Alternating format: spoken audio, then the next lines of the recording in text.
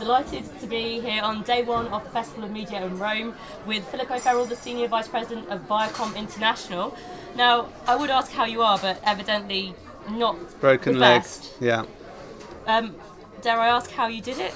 I've heard rumours. Yeah, the rumours, the good They're all rumours true. about the hot tub party, the super yacht with Jay-Z, unfortunately are not all true. It was out walking the dog, fell down a pothole, and here we are.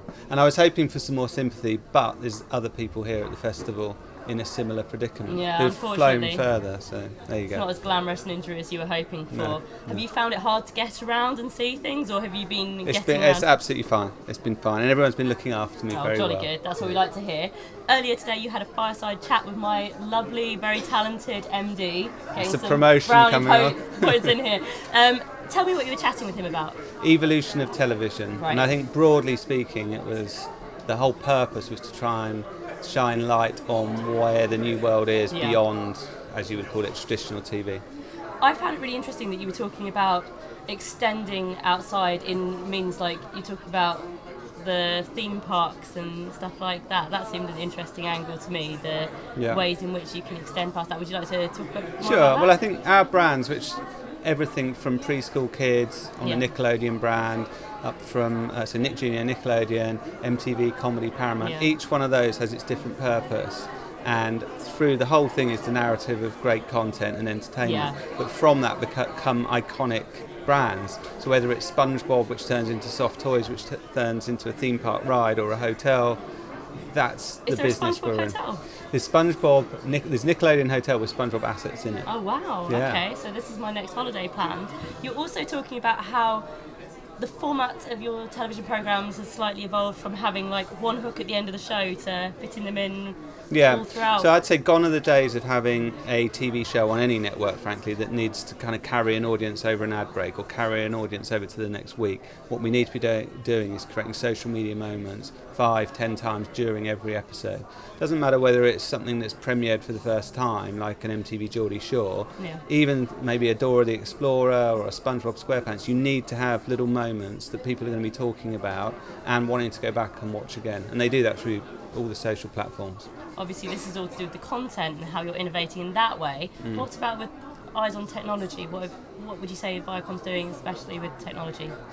Well, I think one of the things we made in the fireside chat, the point we made was going from having hundreds of tech people in the organisation to thousands of tech people in the organisation. And they range from PhD data scientists all the way through to algorithm experts in predictive advertising. So embracing those types of people into our organisation and putting them at the core of what we're doing around content helps us be amazing on 360 video and virtual reality, through to embracing the latest piece of technology within, for example, Snapchat, Instagram, Twitter, YouTube. I think that's making the right partnerships, you were saying as well, taking the best bits from different applications, that type of thing. Yeah, on the whole, most applications are a utility. They therefore require amazing content, and that's our business. So we bring amazing content.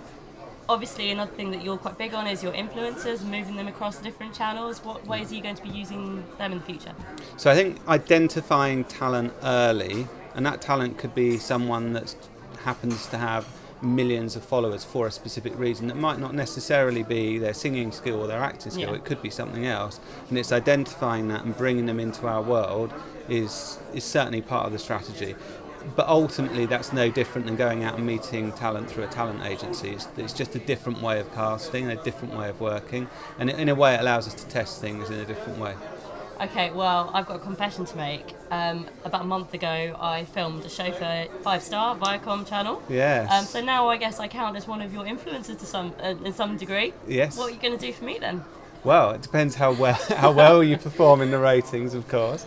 Get on Twitter, get that hashtag trending. Get yourself trending, get yourself noticed, which I'm sure will be very easy to do. And then that's the basic principle. And as I say, it's no different to going and doing stand-up in a nightclub or being in a, call it a more traditional environment. You will get picked up. Now, social media can amplify it and do it quicker. Brilliant. Well, thank you very much. What else are you looking forward to at the festival? So I think, for me, it's seeing all the amazing advertising campaigns that people bring to life. And I think sitting through the award ceremony where we were nominated in a number of categories, it's so exciting just to see some of the very specific regional campaigns, and you think, wow, that's amazing in Guatemala or in Peru, and wow. Did you see the Sunday Grannies from Romania? They're quite good. I honestly think all of it is, everyone deserves awards. It's really good. Brilliant. Well, thank you very much, and enjoy the rest of the festival. Thank you.